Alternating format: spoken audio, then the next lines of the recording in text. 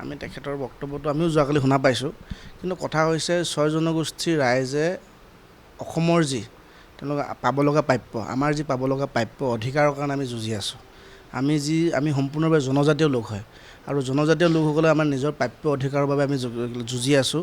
আৰু বৰ্তমান মুহূৰ্তত অসমৰ ৰাইজ সজাগ হৈছে, 6 জনগোষ্ঠীৰ ৰাইজ সজাগ হৈছে আৰু পাব লগা প্ৰাপ্যৰ অধিকাৰৰ বাবে মাত মাতি থকা হৈছে।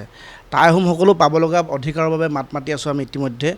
আৰু অখিল গগৈ ডাঙৰীয়া এজন জনা বুজা ব্যক্তি হয়, তেখেত এজন বিধায়ক হয়, সন্মানীয় বিধায়ক। আৰু অখিল গগৈ ডাঙৰীয়াই মন্তব্য কৰাৰ আগত তেখেত ভাবিব লাগে যে তেওঁ কি কৈছে কি নাই কোৱা। আৰু বিশেষকৈ কথাটো স্পষ্ট যে টাইপাই কেতিয়াও কোনো এজন না মুখ্যমন্ত্ৰী হিমন্ত বিশ্ব শৰ্মা বা না পীযুষ হাজৰিকা ডাঙৰীয়াৰ পৰা কেতিয়াও পইচা লৈ পিনে আন্দোলন কৰিবলৈ যোৱা নাই, কথা একদম স্পষ্ট কথা। আৰু টাইপাক কোনো কিনিও ৰখা নাই, একদম কথা স্পষ্ট। আৰু টাইপা সভাপতি আৰু সম্পাদক বিকি নহয়, একদম কথাটো সম্পূৰ্ণ স্পষ্ট। আৰু জনজাতিকৰণৰ ক্ষেত্ৰত আমাৰ সংগ্ৰাম চলি থাকিব আৰু তাত কোনো আপোচ নহয়। আৰু আমি বিচাৰিছোঁ যে আহোমসকলৰ পাব লগা অধিকাৰ, এই অধিকাৰ দিব লাগে। লগতে যোৱাকালি যি বিধায়কজনৰ AIDFৰ বিধায়কজনৰ মন্তব্যক লৈ পিনে যিটো এটা আলোচনা চলি আছে, বিধায়কজনে যিটো এটা মন্তব্য কৰিছিলে তাৰ কথা হৈছে কি তেখেতে বিধায়কজনে বিচাৰিছে যে অসমখন মানে বিদেশী চৰণীয়া পথাৰ হ'ব লাগে। তেওঁ বিচাৰিছে, তেওঁলোকৰ এটা হিডেন এজেণ্ডা আছে, AIDFৰ দলটোৰ এটা হিডেন এজেণ্ডা আছে যে তেওঁলোকে অনাগত দিনত অসমখনত তেওঁলোকৰ মাইনৰিটিৰ লোকৰ সংখ্যা বঢ়াই পিনে সংখ্যালঘু লোকৰ সংখ্যা বঢ়াই তেওঁলোকে অসমখনক তেওঁলোকৰ শাসনত ৰখা কথাটো চিন্তা কৰিছে। কিন্তু কথাটো তেওঁলোকক ইতিমধ্যে AIDF দলটোক তেওঁলোকৰ সংখ্যালঘু ৰাইজে তেওঁলোকক ইতিমধ্যে তেওঁলোকৰ সমৰ্থনত আঁতৰাই দিছে, যোৱাবাৰ নিৰ্বাচনত দেখা পাইছে। আৰু আমি এটা কথা ক'ম যে অসমৰ মুখ্যমন্ত্ৰীৰ প্ৰতি আহ্বান জনাম যে তেওঁ কাৰ লগত আছে, তেওঁ AIDFৰ নিচিনা দলটোৰ লগত থাকিব বিচাৰে নে তেওঁ অসমত থকা 6 জনগোষ্ঠীৰ ৰাইজৰ লগত থাকিব বিচাৰে, তেওঁ প্ৰতিপন্ন কৰিব লাগিব।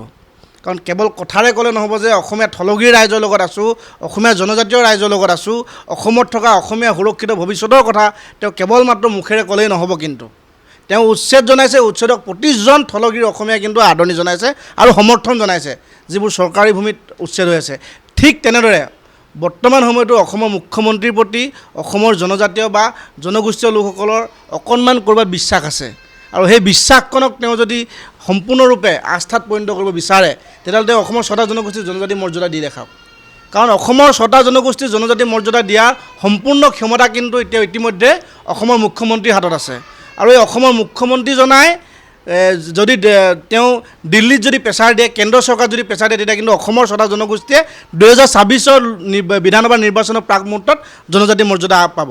আৰু লগতে আমি অখিল গগৈ ডাঙৰীয়াৰ প্ৰতি আমি আহ্বান জনাম, তেওঁ আগতেও 6 জনগোষ্ঠী জনজাতিকৰণৰ কাৰণে, আহোম জনগোষ্ঠীৰ জনজাতিকৰণৰ কাৰণে তেওঁ বহুত আন্দোলন কৰিছে।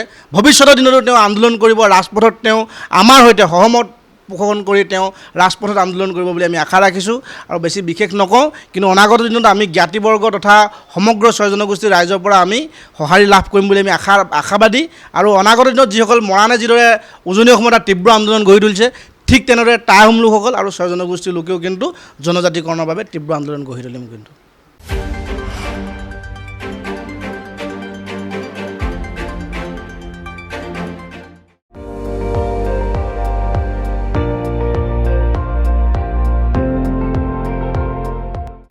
আপুনি চাই আছে ND24, সৰ্বশ্ৰেষ্ঠ নহয় সৰ্বোত্তমৰ দৌৰত।